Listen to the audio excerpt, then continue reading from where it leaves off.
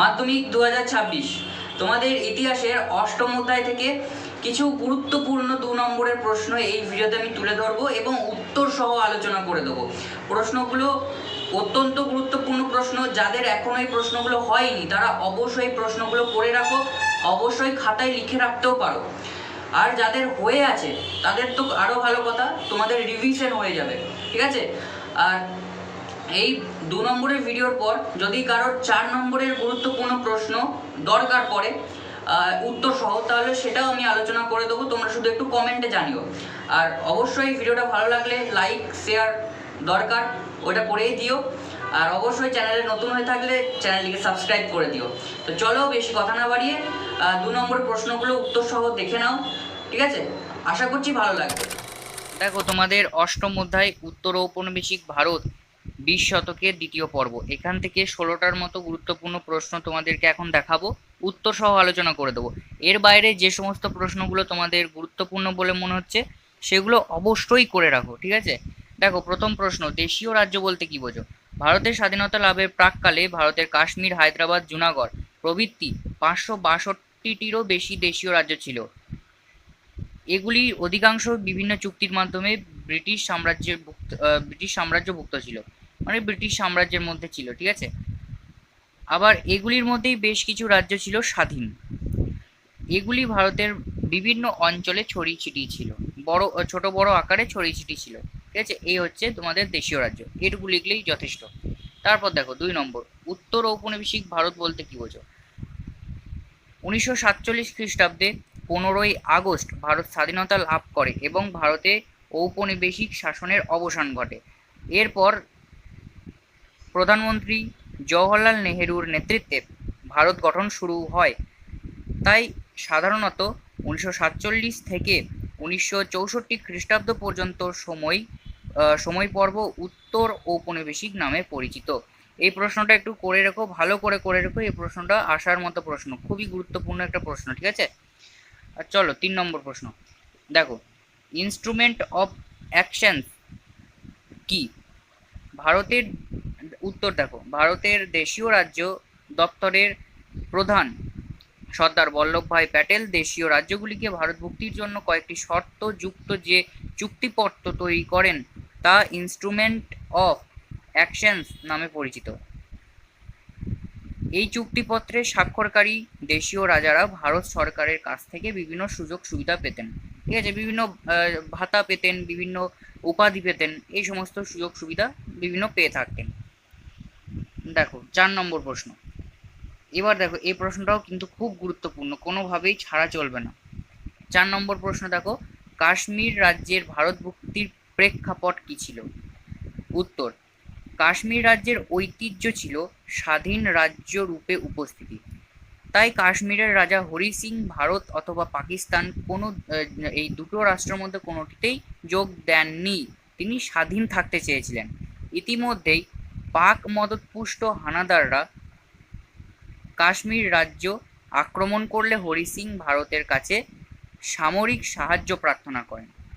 ভারত সরকার শর্ত সাপেক্ষে হরি সিংকে একটু টাইপিং মিস্টেক হয়ে গেছে, হ্যাঁ একটু টাইপিং মিস্টেক হয়ে গেছে, একটু তোমরা একটু অ্যাডজাস্ট করে নিও। হরি সিংকে সামরিক সাহায্য করলে হরি সিং ভারতের সঙ্গে যোগদান করেন, মানে ভারত সরকার তাকে শর্ত দিয়েছিল যে কাশ্মীর থেকে সেই হানাদারদের ভারত বিতাড়িত করবে, কিন্তু হরি সিংকে ভারত ভুক্তি দলিলে স্বাক্ষর করতে হবে। এইভাবে কাশ্মীর রাজ্য ভারত ভুক্তি হয়েছিল, ঠিক আছে। এই যে এই গোটা প্রশ্নের উত্তরটা, মানে এই প্রশ্নের উত্তরটার মধ্যে বিষয়বস্তু আছে কাশ্মীর রাজ্য নিয়ে, ঠিক আছে। তো এই 2 নম্বরের এই প্রশ্নটা একটু ভালো করে করে রেখো। 4 নম্বরের প্রশ্ন এলে অবশ্যই তোমরা পারবে। তারপর দেখো, আজাদ কাশ্মীর কি? কাশ্মীর রাজা হরি সিং এর সামরিক সাহায্যের প্রার্থনায় সাড়া দিয়ে ভারতীয় সেনাবাহিনী কাশ্মীর থেকে পাক হানাদারদের বিতাড়ন করে। এরপর পাকিস্তানের সুপরিকল্পিতভাবে ছদ্মবেশে পাক সেনাবাহিনীকে কাশ্মীরে প্রেরণ করলে ভারত পাক যুদ্ধ শুরু হয়। শেষ পর্যন্ত সম্মিলিত জাতিপুঞ্জের হস্তক্ষেপে যুদ্ধবিরতি ঘটলেও, দেখো যুদ্ধবিরতি কবে ঘটেছিল? 31শে ডিসেম্বর 1948-এ, ঠিক আছে। সালগুলো একটু দেখে রাখো, ব্র্যাকেটের মধ্যে সালগুলো কিন্তু দিয়ে রেখেছি, এগুলো একটু দেখে রাখো। জাতিপুঞ্জের হস্তক্ষেপে যুদ্ধবিরতি ঘটলেও কাশ্মীরের একটি অংশ পাকিস্তানের দখলে রয়ে যায়, যা আজাদ কাশ্মীর নামে পরিচিত। তারপর দেখো 6 নম্বর, রাজাকার কারা। এটাও কিন্তু খুবই গুরুত্বপূর্ণ একটা প্রশ্ন, ঠিক আছে, এই প্রশ্নটাও করে রেখো। রাজাকার কারা? দেশীয় রাজ্য হায়দ্রাবাদের নিজাম কোনোভাবেই ভারতের অন্তর্ভুক্ত হতে চাননি, তিনিও সেই স্বাধীনভাবেই থাকতে চেয়েছিলেন। তাই তিনি কাসিম রেজভি নামক এক উগ্র সাম্প্রদায়িক ব্যক্তির প্রভাবে একটি উগ্র সাম্প্রদায়িক দাঙ্গা বাহিনী গড়ে তোলেন। এই বাহিনীর নামই ছিল রাজাকার বাহিনী।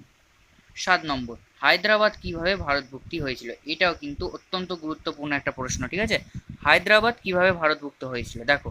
হায়দ্রাবাদের শাসক বিভিন্নভাবে নিজের স্বাধীন অস্তিত্ব বজায় রাখতে এবং ভারত সরকারের নির্দেশ অমান্য করতে সচেষ্ট হয়। এই পরিস্থিতিতে ভারতের সামরিক বাহিনীর জেনারেল জয়ন্তনাথ চৌধুরীর নেতৃত্বে ভারতীয় সেনাবাহিনী সমগ্র হায়দ্রাবাদ দখল করে। কবে দখল করে, দেখো সালটা দিয়ে রেখেছি, 18 সেপ্টেম্বর 1948 খ্রিস্টাব্দে। এর পরের বছর নিজাম একটি চুক্তির মাধ্যমে ভারতভুক্তি দলিলে স্বাক্ষর করেন এবং 1950 খ্রিস্টাব্দের 26 জানুয়ারি আনুষ্ঠানিকভাবে হায়দ্রাবাদ ভারতভুক্ত হয়। বেশ, দেখো এরপর 8 নম্বর, ফরাসি ও পর্তুগিজ অধ্যুষিত ভারত এলাকা কিভাবে ভারতভুক্ত হয়। মানে ফরাসি আর পর্তুগিজরা যে যে সমস্ত অঞ্চল দখল করে রেখেছিল, এগুলো ভারতভুক্ত কিভাবে হয়েছিল, দেখো। ভারত স্বাধীন হলে ফ্রান্সের প্রভাবে থাকা পন্ডিচেরি, মাহে, চন্দননগর, দেখো ফ্রান্সের প্রভাবে কোন কোন অঞ্চলগুলো ছিল একটুকু দেখে রাখবে, ঠিক আছে। আর পর্তুগিজের কোন কোন অঞ্চলগুলো ছিল সেগুলো একটু দেখে রেখো। তো ফ্রান্সের প্রভাবে থাকা পন্ডিচেরি, মাহে ও চন্দননগর এবং পর্তুগিজ অধ্যুষিত বা পর্তুগিজের আন্ডারে থাকা গোয়া, দমন, দিউ ভারতের সঙ্গে যোগ দিতে উৎসুক হয়ে পড়ে। মানে তারা যোগ দিতে ইচ্ছা করেছিল, ঠিক আছে।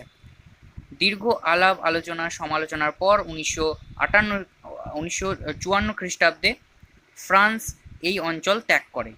কিন্তু পর্তুগাল তার দখলীকৃত, মানে যে অঞ্চলগুলো তার দখলে ছিল, সেই অঞ্চলগুলো বা এলাকাগুলো পরিত্যাগের অরাজি হলে ভারতীয় সেনাবাহিনী তা দখল করে নেয়। বেশ, এই গেল তোমাদের ফরাসি ও পর্তুগিজের মানে কীরকমভাবে পরিত্যাগ করেছিল বা সেই অঞ্চলগুলো কিভাবে ভারতভুক্ত হয়েছিল। এবার দেখো দেশীয় রাজ্যগুলি ভারতভুক্তির ফলাফল কি হয়েছিল। অনেক তো ভারতভুক্তি হলো, এবার এই ফলাফল কি হলো। ফলাফল খুব ভালোই হয়েছিল, খারাপ কিছু হয়নি। দেখো দেশীয় রাজ্যগুলি ভারতভুক্তির ফলাফলগুলি হলো: 1, ভারতভুক্তির বিভিন্ন এলাকায় ছড়িয়ে ছিটিয়ে থাকা ছোট বড় রাজ্যগুলির ভারতভুক্তির ফলে ভারতের ভৌগোলিক ও রাজনৈতিক ঐক্য সম্পন্ন হয়।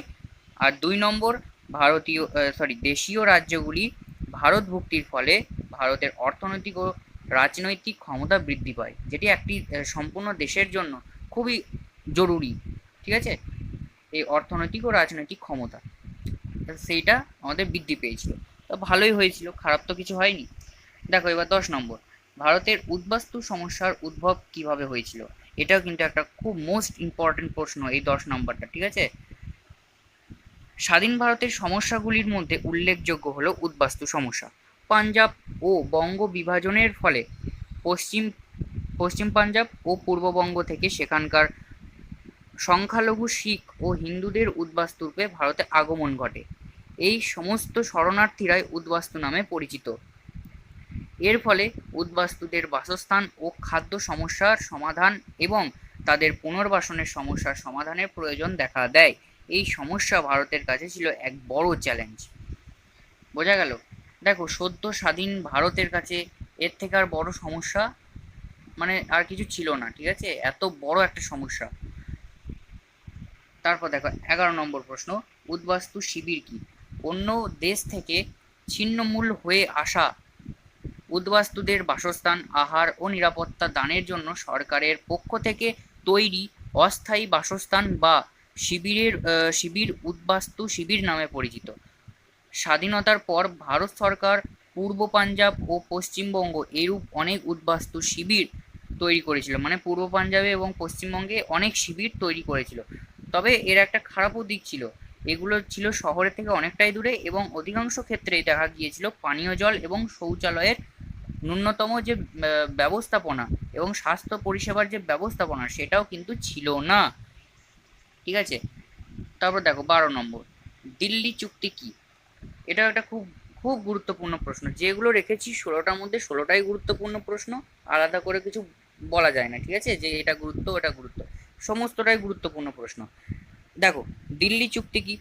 ভারতের প্রধানমন্ত্রী জওহরলাল নেহেরুর উদ্বাস্তু সমস্যা সমাধানের জন্য পাকিস্তানের প্রধানমন্ত্রী লিয়াকত আলী খানের সঙ্গে যৌথ চুক্তিতে আবদ্ধ হন। কবে হন? এপ্রিলের 1950 সালে, যা নেহেরু লিয়াকত চুক্তি বা দিল্লি চুক্তি নামে পরিচিত। এই চুক্তিতে বলা হয় যে সংখ্যালঘুরা যে যার রাষ্ট্রের প্রতি অনুগত থাকবে এবং তার কাছেই প্রতিকার চাইবে, ভবিষ্যৎ দাঙ্গা প্রতিহতকরণের ব্যবস্থা করা হবে এবং উদ্বাস্তুদের নিজের দেশে প্রত্যাবর্তনের উৎসাহ প্রদান করা হবে। বেশ, এবার দেখো 13 নম্বর প্রশ্ন, আত্মজীবনী থেকে কিভাবে দেশভাগের কথা জানা যায়? প্রায়শই এই প্রশ্নটা এসে থাকে, এই প্রশ্নটা কোনোভাবে বাদ দিও না। ঠিক আছে, দেখো, রাজনৈতিক নেতা বা বিশিষ্ট পণ্ডিত বা স্বাধীনতা সংগ্রামীদের আত্মজীবনী থেকে দেশভাগের কথা জানা যায়। আত্মজীবনী থেকে দেশভাগের প্রেক্ষাপট, দেশভাগের জন্য মোহাম্মদ আলী জিন্না সহ মুসলিম লীগ বা ইংরেজ সরকার বা জাতীয় কংগ্রেসের দায়িত্ব নিরূপণ, দেশভাগের প্রতিক্রিয়া, উদ্বাস্তু সমস্যার উদ্ভব ও তার সমাধান, স্বাধীন ভারতের নির্মাণ প্রভৃতির কথা জানা যায়। দেখো, এতগুলো কথা জানা যাচ্ছে আমাদের আত্মজীবনী থেকে। ঠিক আছে, তাহলে আত্মজীবনী খুবই একটা গুরুত্বপূর্ণ বিষয়। বেশ, এবার দেখো 14 নম্বর প্রশ্ন, আর দুটো আছে। ঠিক আছে, আর বেশি নেই, আর দুটো আছে। রাজ্য পুনর্গঠন কমিশন কি? তেলুগু ভাষীদের জন্য পৃথক অন্ধ্রপ্রদেশ রাজ্য গঠিত হলে ভারতের বিভিন্ন অঞ্চলে বা স্থানে ভাষাভিত্তিক রাজ্য পুনর্গঠনের দাবি ওঠে। এরই প্রেক্ষাপটে ফজল আলীর নেতৃত্বে রাজ্য পুনর্গঠন কমিশন গঠিত হয়। রাজ্য পুনর্গঠন করা হবে কিনা বা হলেও এর ভিত্তি কি হবে, কত সংখ্যক রাজ্য পুনর্গঠিত হবে বা রাজ্য পুনর্গঠনের সুফল কুফল আলোচনা করে সুপারিশ করাই ছিল এর প্রধান কাজ। ঠিক আছে, তাহলে দেখো, রাজ্য পুনর্গঠন কমিশনও পেলে এবং এর কি কি প্রধান কাজ ছিল সেটাও পেয়ে গেলে। ঠিক আছে, একটা প্রশ্নের মধ্যে দুটো উত্তর পেয়ে গেলে। তারপর দেখো 15 নম্বর প্রশ্ন, পট্টিসি রামালু বিখ্যাত কেন? অত্যন্ত গুরুত্বপূর্ণ একটি প্রশ্ন, পট্টিসি রামালু বিখ্যাত কেন? পট্টিসি রামালু ছিলেন একজন বিখ্যাত স্বাধীনতা সংগ্রামী। তিনি পৃথক অন্ধ্রপ্রদেশ দাবিতে আমরণ অনশন শুরু করেন। 58 দিন অনশনের পর তার মৃত্যু হয়। তার মৃত্যুর পর অন্ধ্রপ্রদেশে 3 দিন ধরে পৃথক অন্ধ্রপ্রদেশের দাবিতে দাঙ্গা, বিক্ষোভ প্রদর্শন, হরতাল পালিত হয়। তাই তিনি পৃথক অন্ধ্রপ্রদেশের উদ্গাতা নামে পরিচিত। তারপর দেখো শেষ প্রশ্ন, কাকে কেন ভারতের লৌহ মানব বলা হয়?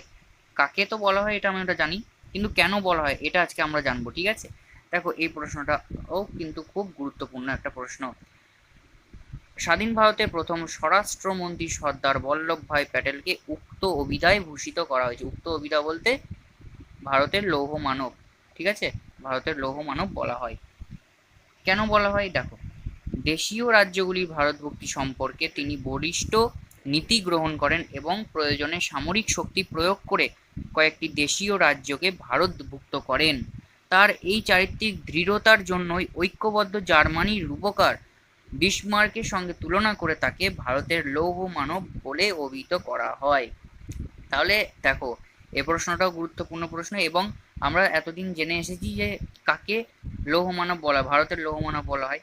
আমরা সবাই জানি, প্রায়শই সবাই জানি যে সর্দার বল্লভভাই প্যাটেলকে বলা হয়, কিন্তু আজকে আমরা জানলাম কি না, আজকে আমরা জানলাম যে ভারতের লৌহ মানব তাকে কেন বলা হয়। ঠিক আছে, তোমরা কতজন এটা আগে জানতে, ক্লাস 10-এ ওঠার আগে কতজন এটা জানতে আমাকে একবার কমেন্টে জানিও। ঠিক আছে, বেশ, দেখো এই গেল তোমাদের 16টা প্রশ্ন, এরপর আর প্রশ্ন নেই। এই 16টা প্রশ্ন তোমাদের অষ্টম অধ্যায় থেকে রেখেছি, অত্যন্ত গুরুত্বপূর্ণ বলতেই পারো, কেননা এই প্রশ্নগুলোই বারবার ঘুরিয়ে ফিরে তোমাদের পরীক্ষায় আসে। ঠিক আছে, আর এর বাইরে থেকেও প্রশ্ন হতে পারে। ঠিক আছে, 16টার মধ্যে যে 16টা পড়ে তুমি যে কমন পেয়ে যাবে এর গ্যারান্টি আমি দিতে পারবো না। যেহেতু বোর্ড পরীক্ষা, এখন আমি কোনো গ্যারান্টি দিতে পারবো না, ঠিক আছে? সেগুলো সমস্তটাই মাধ্যমিক পরীক্ষার কিছুদিন আগে যখন আবার একবার সাজেশন পোস্ট করব মাধ্যমিকের ফাইনালের জন্য, তখন সমস্তটা বলে দেবো, কিন্তু এখন তোমাকে সবগুলোই পড়তে হবে। বেশ, এটুকুই আজকের ভিডিও। তাহলে এই প্রশ্নগুলো যাদের তৈরি নেই তারা অবশ্যই তৈরি করে রাখো, আর চিন্তার কিছু নেই, অবশ্যই ভালো রেজাল্ট হবে, ঠিক আছে? আর বিষয়বস্তুগুলো একটু ভালো করে ফলো করতে থাকো। বেশ, তাহলে চলো আজকের মতো এটুকুই। সবাই ভালো থেকো, সুস্থ থেকো।